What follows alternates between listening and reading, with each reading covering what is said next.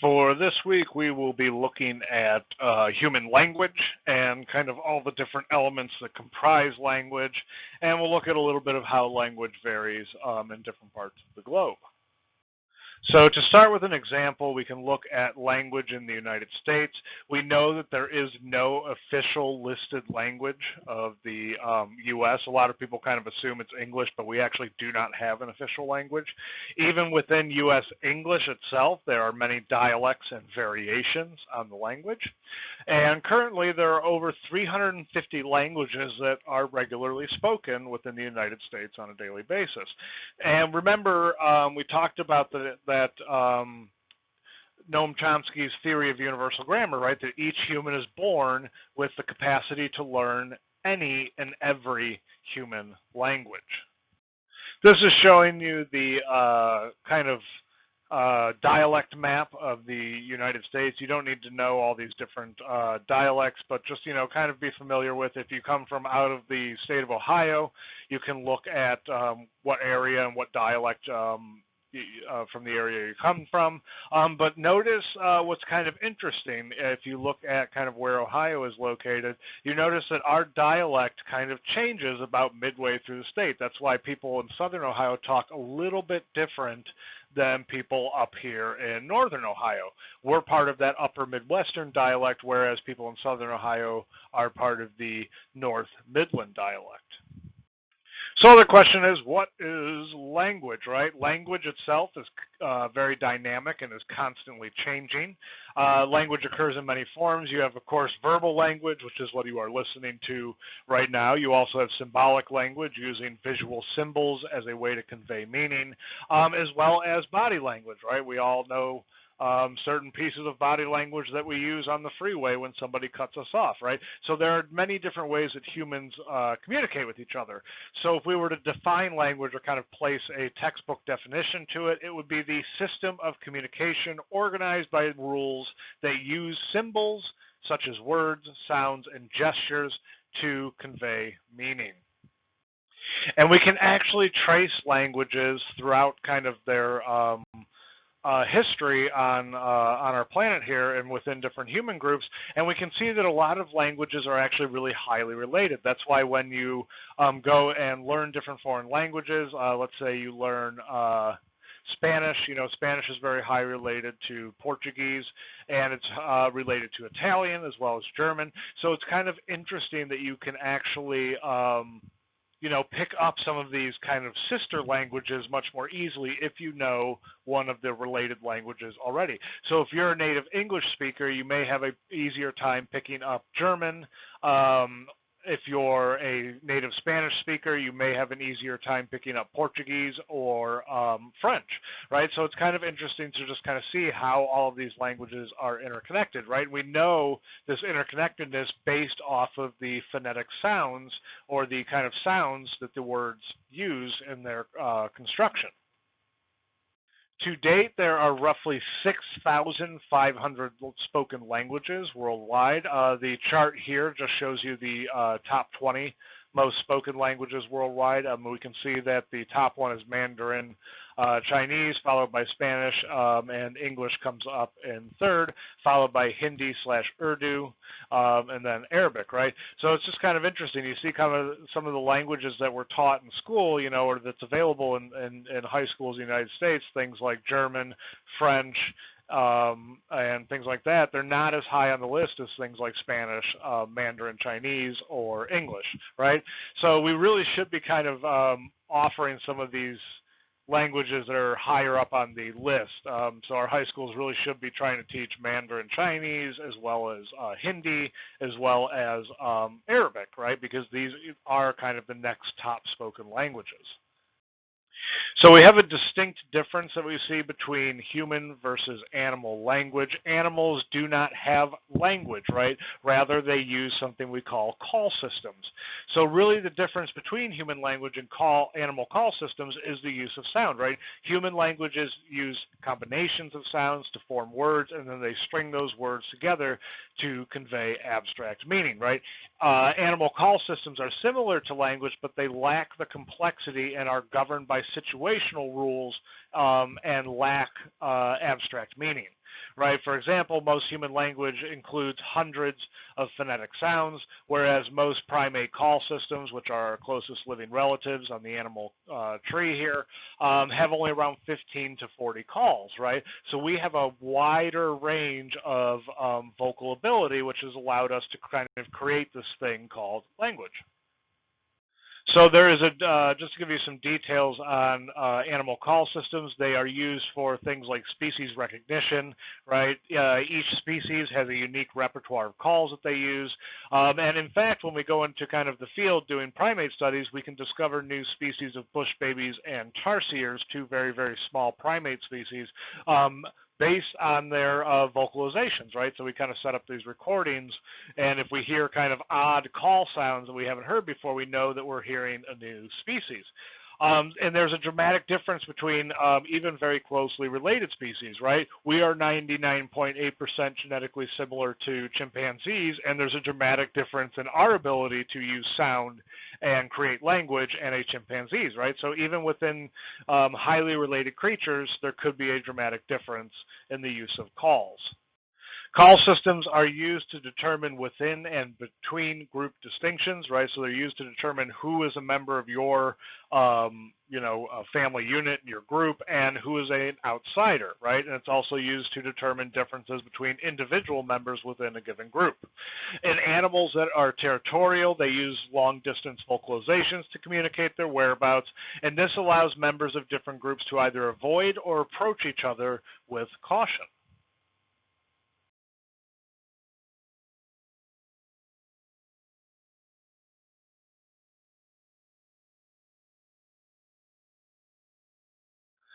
So just kind of keeping with talking or using the primates as an example for talking about call systems here, when we see pygmy marmosets eating out in the wild, right, what they do is they spread out over a big tree, and what they're looking for is this kind of sap or this gum that the tree exudes, right? So when they're eating, they do a special trill in sequence, waiting for all members of the group to indicate their presence before any one member trills or makes a sound a second time, right?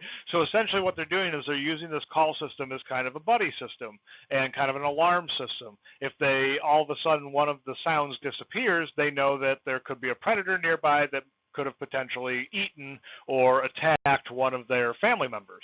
So pygmy marmosets are really using this call system as a security system. So in call systems, we also see a connection between the use of call systems and parenting. Mothers know the sounds of their own babies in many animal species. Other mothers know as well if they hear a baby crying whose baby it is.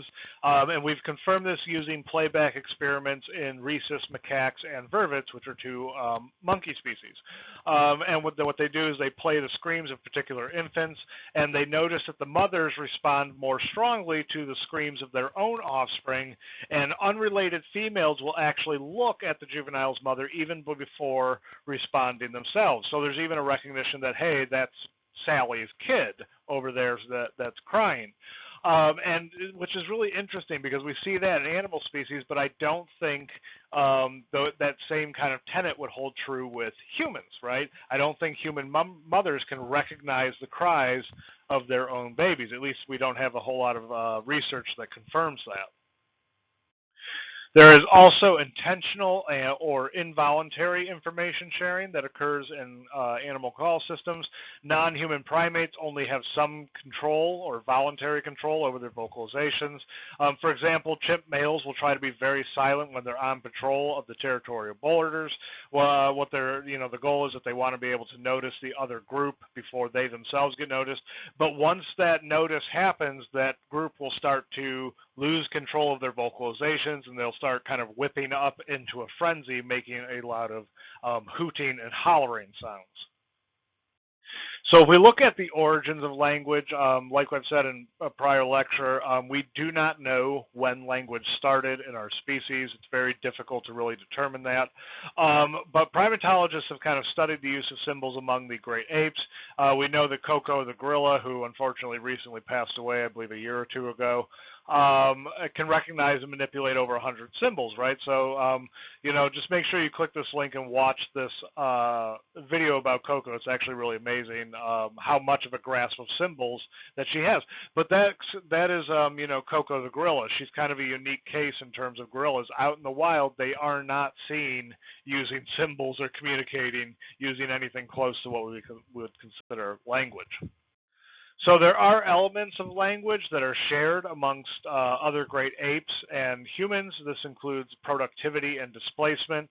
Productivity is the linguistic ability to use known words and symbols to invent new word combinations. At least we were able to see that with Coco the gorilla.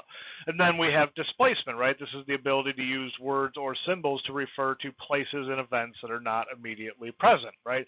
And this, humans are particularly good at this with their language, but we're not really 100% sure, other than kind of Coco's exceptional abilities. We're not sure that other non-human primates are capable of this. So when we look at the origin of language, one of the pieces of evidence we look at is the FOXP2 gene within our genome. This appeared in our lineage at about 150,000 years ago, and although humans possessed all the physical apparatus to conduct speech, they lacked the fine muscle ability which the FOXP2 gene afforded them. So this is kind of genetic evidence, which is tenuous at best, but this is about the best we can do in determining the age of human language. Stone tools designed for hunting animals appeared at or around 1.5 million years ago. At about 500,000 years ago, we find big game kill sites in the old world where people were hunting large animals like large rhinoceri and large mammoths. And this implies the notion of cooperative hunting among humans, which would have been hindered without some form of rudimentary language. So whereas the FOXP2 gene comes in at 150,000 years ago, we do kind of have this inferential behavioral evidence that would kind of say that, they must have had some form of language much, earlier than that in order to kind of conduct this big game hunting. But so in conclusion, in terms of the origin of language, we do not have enough evidence archaeologically or genetically to really pinpoint when human language really first developed. So let's briefly take a look at some of the theories that exist behind language development in individuals as well as language acquisition in humans. Remember, we still don't have really a good idea on when language started in our species, but we do have kind of a couple hypotheses which really show, which really kind of look at some of the elements of language development. We have Pinker and Bloom's advantageous language. We have Noam Chomsky with, of course, the universal theory of grammar. We have the Sapir-Whorf hypothesis from 1939, as well as the Bickerton with environmental processing. So Steven Pinker and Paul Bloom developed their theory of language acquisition at the Max Gerber Institute for Linguistics, and the theory relates to kind of how language developed. And what they're saying is that language has been selected for by natural selection because language gives humans an adaptive advantage within their environment, right? So in essence, language is advantageous because it can convey information readily, which provides us with an ability to survive in multiple environments, which makes us better adaptable to changes within the environment. And we've already talked a little bit about Noam Chomsky's theory of universal grammar, right, that each human is born with the ability to learn and understand any spoken language, and that language itself is a cultural universal existing in all human groups in some form or another. If we look at Bickerton's theory, he says that language began as single words describing single objects, then syntax and grammar formed to connect those words together to kind of create this complex meaning. So in essence, language likely took thousands of years to really develop fully, which, we can kind of understand that, and it's kind of an easy explanation for us because we see how language changes in real time from one generation to the next in kind of our own culture.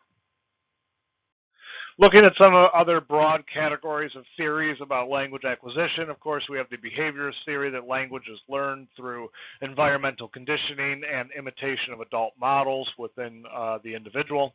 You also have the nativist theories that language is native, natural, and innate to human beings, that every child is born with a built-in device for acquiring language. This kind of goes a little more along with Chomsky's assertions. We also have the interactionist theory, which is language is a product of both genetic and environmental factors. So how do we study language as anthropologists and as linguists, right? Well, there are several different kind of areas of linguistics that warrant study, right? We have descriptive linguistics, which refers to the study of the composition of language, including the sounds, symbols, and gestures within a language. You have phonology, which is the study of the sounds that are used in a language. You have historical linguistics, which studies the development of a language over time. You have kinesics, which is the study of how physical gestures convey meaning in language. You also have kind of these different facets of linguistic study, and they kind of act as a testament to how complex human language can really be, right? We have all these different areas of language that we can study. So getting back to our theories on kind of language development, right, we have the Sapir-Whorf hypothesis, which is also known as linguistic relativity. It's the notion that different languages develop different ways of thinking about the world and different ways of organizing reality, right? And what Sapir and Whorf are really interested in is how language shapes worldviews, right? They chose to study the Hopi people of the American Southwest and the Shawnee people originally of the American Midwest.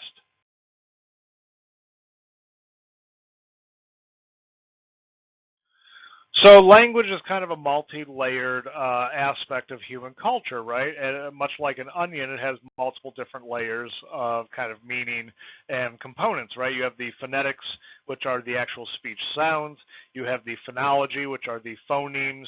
You have the morphology, which are the words. Those phonemes come together and form. You have the syntax, which are the phrases and sentences that are in a language. Then, of course, you have semantics, which are the literal meaning of phrases and sentences. And then, of course, you have the pragmatics, which is the meaning and context of discourse. And what's really interesting and what we see in terms of cultural sense is that there is a big difference in how a culture uses pragmatics versus semantics. Some cultures in their languages are much more literal, kind of taking the literal meanings of words and using a much more literal and direct form of speech, rather than some other languages where you have pragmatics. There's a little bit more of a variation in meaning depending on the context of the discussion or discourse. An example that I like to use is that in a lot of Eastern cultures, a lot of Asian cultures, there are a lot of the languages tend to be a lot more direct and a lot more literal in their meaning rather than on the pragmatic side. The example I like to use is that if you, in some cultures, if you say there's nothing better in the world than a big juicy steak, in some cultures they would literally believe the literal meaning of your sentence, saying, well, you actually believe that nothing in this world is better than that big juicy steak.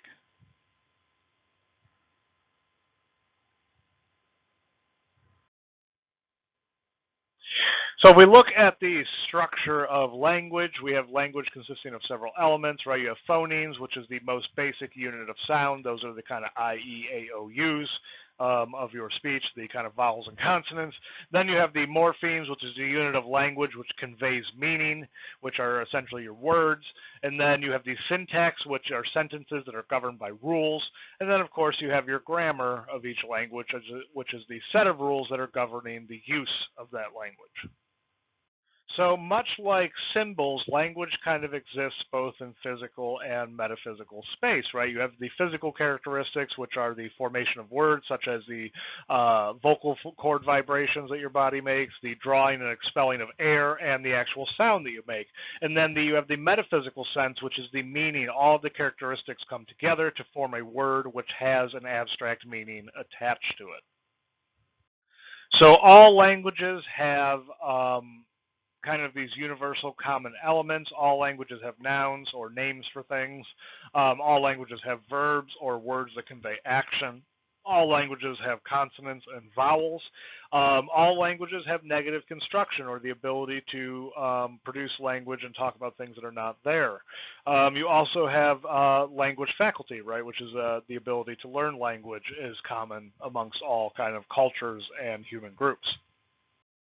The language does not stop simply at the words you speak, right? You also have something called paralanguage, which is a set of sounds which convey meaning but are not a part of formal language. Sounds such as laughing, sighing, yelling or tone variation, and crying. All of these sounds that you make convey meaning to the people around you without actually the use of actual words.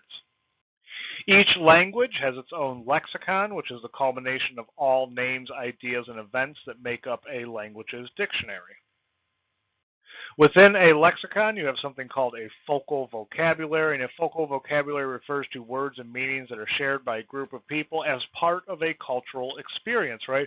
For example, the following words are commonly spoken by circus workers and performers on the job, right? If they say the word alfalfa, they're really actually talking about money. If they say the word abadaba, that means they're actually talking about a dessert that they'll be eating. If they use the word blow off, that's the word they use for the end of the show when the concessionaires come out and try to sell the last little bit of concessions that are available. If they say the word bunts, they are referring to the profits that have come in during that night's performance, right? So each kind of profession, each kind of subsect of culture within larger cultures all has this kind of notion of a focal vocabulary or parts of words or words that they use exclusively that may not have the same meaning if they are used out in the wider culture as a whole.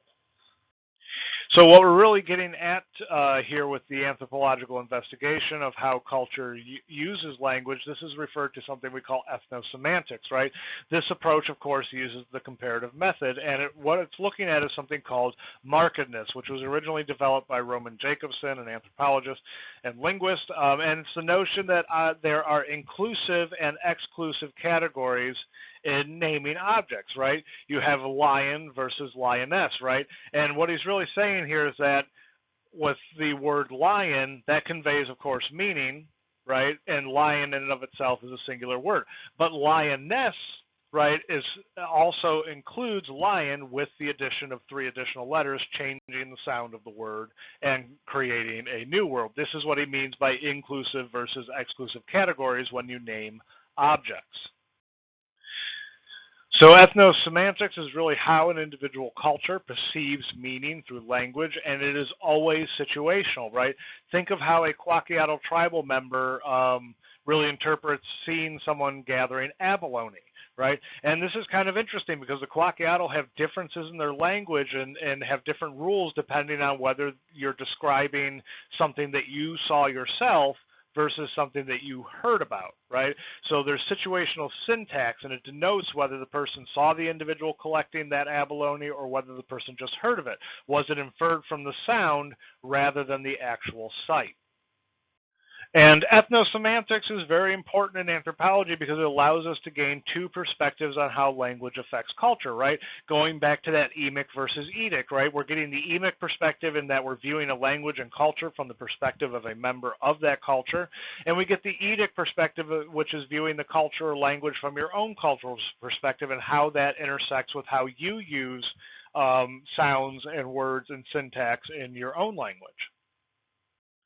We also have a subfield of linguistics called sociolinguistics that's kind of umbrellaed under anthropology. It was originally developed by Ferdinand de Saussure, and it's a subfield of linguistics that studies the relation between language and society, between the uses of language and social structures in which the users of that language live, right? So metaphorically, language is regarded as kind of a mirror of society through which we can understand social activities of a certain society better, right? And functionally, society provides language with a suitable context for use in which we can enjoy aspects of language vividly and truthfully. So sociolinguistics is very important because it allows us to recognize variances in cultural categories. For example, in many languages, you have female versus male use of words, right? If we look at an example, we have syllabi versus syllabi, right? Syllabi is the male pronunciation in Latin, and syllabi is the female pronunciation. It allows us to recognize something that we call gendered language, and also allows us to recognize code switching, which is when we use language differently depending on the contextual situation. So then we have Pidgin and Creole, which is essentially what happens when we have languages that are coming into contact with one another. And Ferguson in 1966 distinguished 5 language types based on prestige and vitality. We don't really need to be concerned with what prestige and vitality are. Prestige is basically how many people speak the language, and vitality is basically how much sustainability that language has in the future. But in essence, he kind of categorized it into vernacular, which is unstandardized native language of a speech community. You have, of course, standard language, which is the native language of a speech community that is codified within dictionaries and grammars, right? That's kind of what you're taught in school. Then you have classical language, which is language codified in dictionaries and grammars, but is no longer spoken, right? Things like Old English. Then you have Pidgin, which is a hybrid language with a lexicon from one language and a grammar from another language. Then you have Creole, which is language acquired by the children of speakers of Pidgin, or subsequently by a speaker or a Creole, right? So in essence, you essentially, when languages come into contact, you have this kind of meshing of the two languages, and out of that comes a Pidgin language. And then the children of that Pidgin language further develop that language into something a little more unique, which is what we refer to as a Creole language. So in essence, sociolinguistics seek to illuminate the cyclic relationship between culture and language, right? Language is constantly affecting culture, where in turn culture is constantly shaping language. There are other aspects of language that cultural anthropologists look at. We look at the intersection of language and power, or how language is used to convey power. People in power tend to use pejorative words or manipulate the meaning of words to maintain and expand their own power, right? If we think of kind of a current example, and this is just an example, I'm not trying to be politically laden here or anything like that, but think of the term alternative facts that was coined by the current Counselor Kellyanne Conway to the U.S. President Donald Trump, right? The use of this term allows for an avenue to delegitimize opposition opinions, right? It also changes the meaning of the word fact, right? So in this instance, people in power are manipulating the meaning of a word in order to create plausible deniability on negative press. So in essence, if we kind of take words from George Orwell's novel in 1984, first they steal the words, then they steal the meaning. So you also have this notion of prestige language, which refers to a specific way of speaking which is associated with wealth or power. In the United States, it's said to have kind of no prestige language or dialects, but the closest prestige language we have is what we consider Upper Midwestern, right? This dialect is considered a prestige language because it's taught in broadcast journalism, and public speaking tend to kind of involve this dialect in their teaching, right? And this is really because this dialect tends to be the most clear in their enunciation of words, and most clear in their kind of speech. We also have an intersection of language and gender, right? Each gender follows separate language rules. Some anthropologists have suggested that when men and women communicate with one another, it is similar to cross-cultural communication between two people of different cultures. Men have a behavioral tendency to try and dominate conversations in both space and time, whereas women will use a vocal technique known as a vocal fry in order to assert a more dominant tone during conversation, right? So watch this YouTube video. It's actually kind of interesting, and it talks a little bit about this technique known as the vocal fry.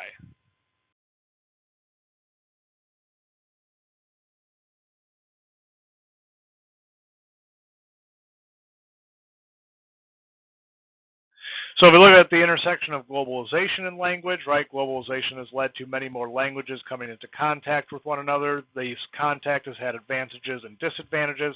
An advantage is acquiring new words to describe new things. An example that I like to use is the word cocoa in English, which is borrowed from the Yucatecan Mayan word for the same object, which is pronounced cacao. Another disadvantage, or another advantage, to increasing language contact is an increasing ability for human groups to cooperate through understanding with one another. There are also some kind of disadvantages to globalization and language contact.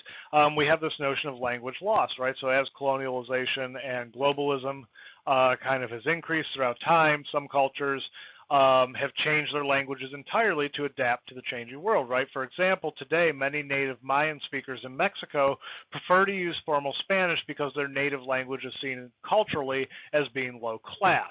This cultural pattern has been observed by sociolinguists occurring across multiple geographic regions that were subject to colonialism. Today, 548 out of 3,500 languages are at risk of disappearing in the next 20 years, right? So we say there are over 6,500 languages that are spoken on the earth, but we really only keep track of so many of them, and many have already gone extinct.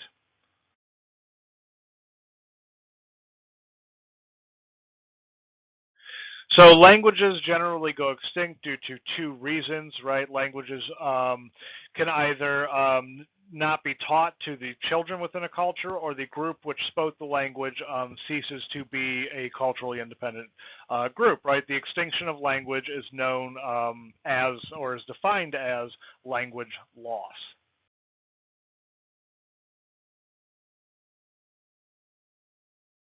There are several nonprofit organizations out there that work to preserve endangered languages across the globe.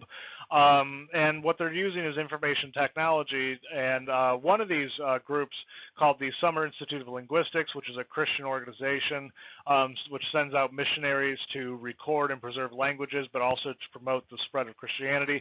Because of this, the SIL is considered kind of detrimental by some anthropologists because of the changing effect they may have on an indigenous culture, whereas yes, they are working to preserve the language of that culture, but at the same time, they're also working to change elements of that culture by spreading new religion within the culture.